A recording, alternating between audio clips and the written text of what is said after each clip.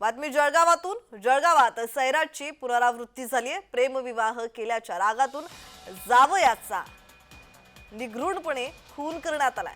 5 वर्षांनंतर वचपा काढलाय। 6 संशयित सध्या ताब्यात आहेत।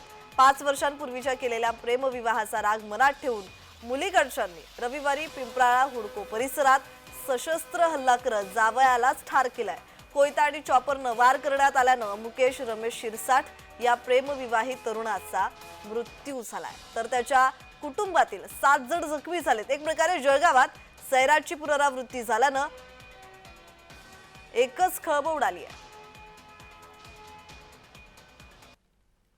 गेलता मी तिथे बसून ठेवलं मला, त्यांना त्यांची समोरच्या पार्टीचा फोन येत होता, त्यांना ठाण्यावर लागला। मला बसून ठेवलं फक्त तिथे, म्हणजे गाडी पाठवली त्यांना सर गाडी। आज सकाळी 8:30 वाजता रामानंद नगर पोलीस स्टेशनच्या हद्दीमध्ये पिंपराळ हुडको या परिसरात मुकुंद शिरसाट या 24 वर्षीय तरुणाचा कौटुंबिक वादातून हल्ला करून खून झाल्याची घटना घडलेली आहे।